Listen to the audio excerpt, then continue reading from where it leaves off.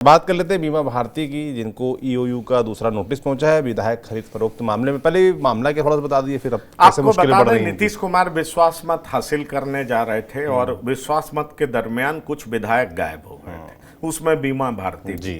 और बड़े ही नाटकीय ढंग से तमाम ऐसे विधायक जो कि नीतीश कुमार से मुंह मोड़ना चाहते थे और कहा जाता है कि आरजेडी के द्वारा सेट कर लिए गए, ऐसा आरोप लगता है। तो वैसे विधायकों पर सरकार की नजर थी।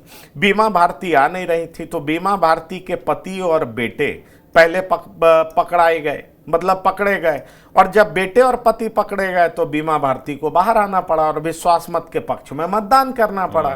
फिर बीमा भारती आई तो नाराज थी और उनकी नाराजगी धमदाहा की विधायक और मंत्री लेसी सिंह से रही है। तो दरअसल बीमा भारती के खिलाफ ईओयू लग गया और ईओयू लग गया तो एक खबर बीच में आई कि कैसे मनी का ट्रेलिंग हुआ, कैसे इन विधायकों को मैनेज करने के लिए पैसे को खर्च किया गया। उसमें कई लोगों के नाम आए। उसमें आपको हम बता सकते हैं कि जेडीयू के ही विधायक हैं, काफ़ी तेज तर्रार नेता हैं, दबंग भी माने जाते हैं, संजीव कुमार सिंह, उनका भी नाम आया। उनको भी बड़े ही नाटकीय ढंग से उनको झारखंड से पहले बिहार में बुलाया गया, बिहार में एसपी और डीएम की मदद से फिर उनको पटना लाया गया। तो इकोनॉमिक ऑफेंस यूनिट ने इस पूरी घटना की जांच शुरू की। उसमें पता चला कि कैसे एक व्यक्ति जो वैशाली का होता है इस पूरे ऑपरेशन को अंजाम देता है, कैसे विधायकों को मैनेज करने का काम करता है।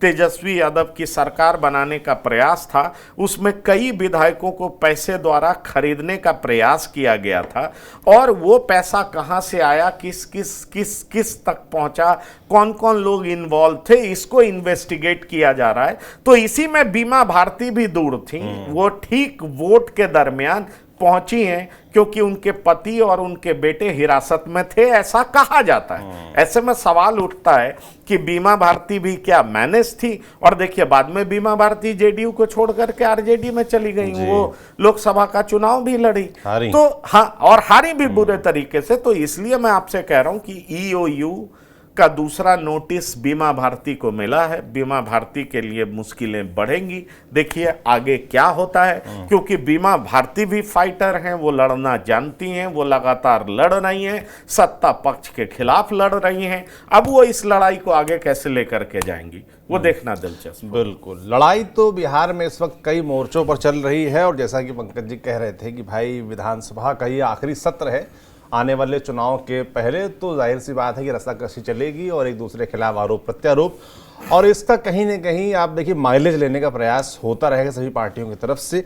जो सदन के अंदर है वो भी एग्रेसिव है, सदन के बाहर है जिनकी अपेक्षा है कि सदन के अंदर पहुंचेंगे, यानी प्रशांत किशोर जैसे लोग, वो भी बाहर एग्रेसिव हैं। तो अब जनता आप तय करेंगे कि कौन माइलेज कितना ले जा पाता है। बाकी चुनाव है करीब और चुनाव के पहले ये सब चलता रहेगा और हम भी आप तक यूं ही सब सारी रिपोर्ट पहुंचाते रहेंगे। आप देखते रहिए TV9 डिजिटल। शुक्रिया।